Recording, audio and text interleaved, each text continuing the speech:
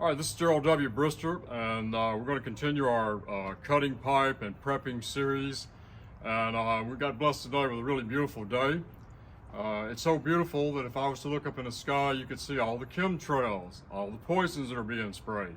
Nice day here in California, okay? I want to mention something. We had talked before about the grinders in the last video, and I talked about the Black & Decker grinders, and I did a little research because I was curious. I said that I thought it was 6,000 RPMs for the Wildcat, maybe 6,500. And actually there were two grinders. The main grinder, the original grinder, turned at 5,000 RPMs with a 9-inch blade. Or you could do 7-inch, they would do 9 or 7. The Wildcat went up 1,000 to 6,000 RPMs. And it would do a 9-inch or a 7. And they maxed out right there. The motor was so tough. The grinding wheels were coarse, the old Pipeliner Bay State. Some of you older guys may remember them.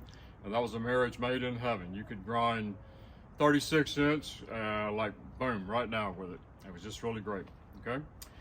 Also, we talked about how do you cut this pipe. When you come in on a 30-degree angle, if you remember this takeout was 3/16. I showed you the little trick.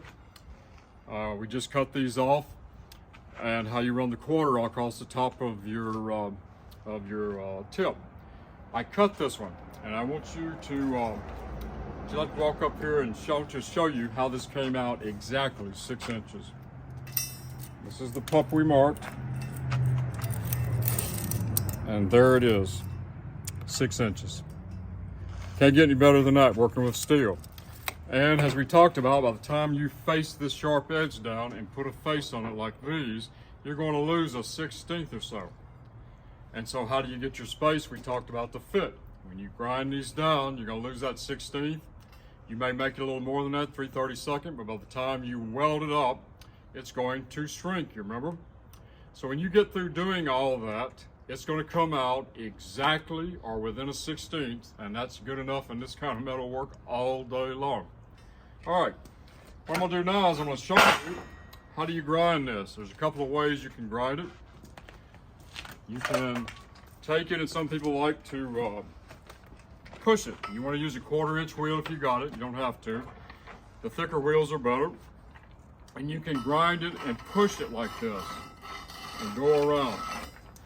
The other way is you can lay it down like this, and it's kind of like an imaginary ball bearing right here, like you're on a marble.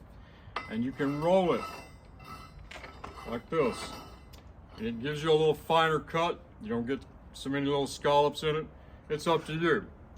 So I'm going to show you a little bit of how to do it. I'm not going to do this whole thing. It would take probably 20 minutes to get it all squared up. I'm going to do this, and then I'm going to show you this, okay? And here we go.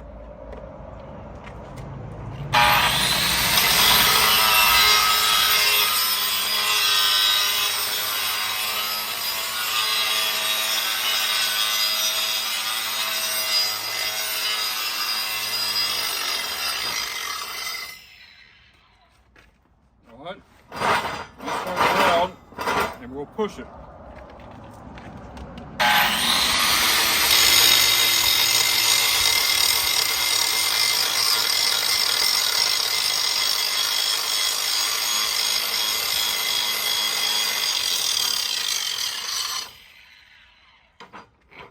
Alright, if you will, let's come in here and show them. This is what the one when you push it looks like. Does it work? Yes, you're getting the slag out. But look at all the little rough ridges in it, okay? If you've been welding a long time, it's not so big a deal. I'm kind of a perfectionist. I prefer the one where we had the ball bearing. Look at the difference. It looks like it's more machined. And that's the one where we're doing like this. All right?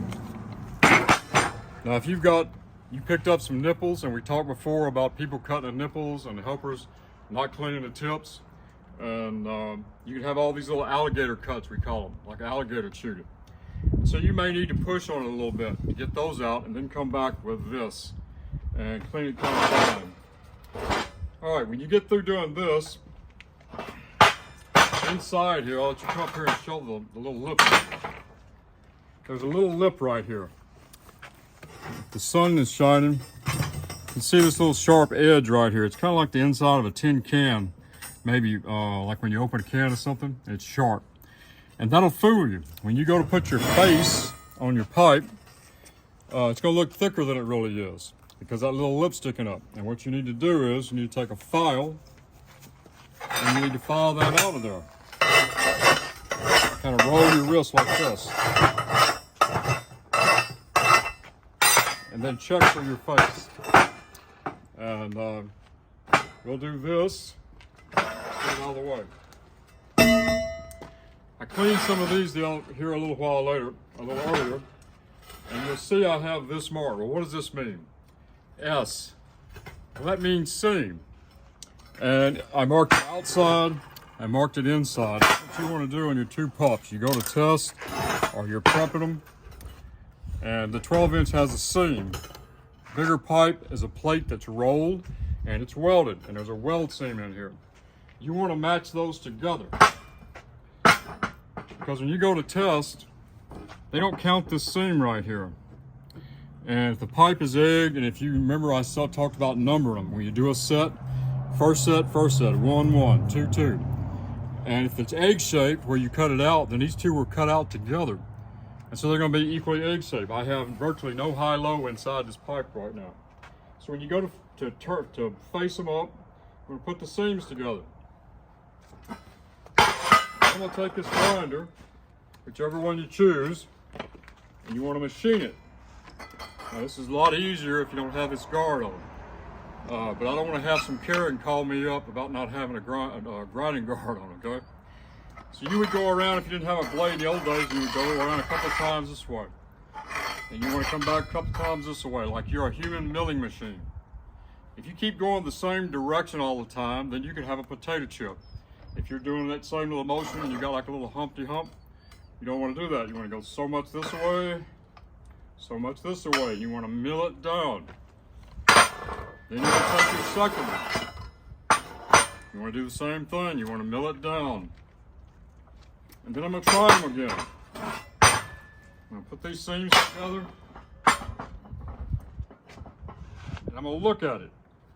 And it should be where it's pretty flat. You shouldn't have any wavy places. You shouldn't have any big cracks.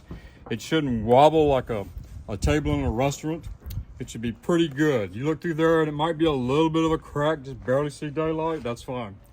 But you want it to be as close as you can, especially before you go take the test. When you get through and you've got them faced up right, you want to get that little lip out of there again.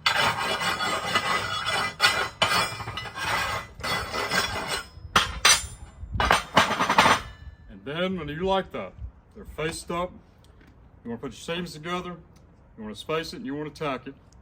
And I'm going to show you that in just 1 minute.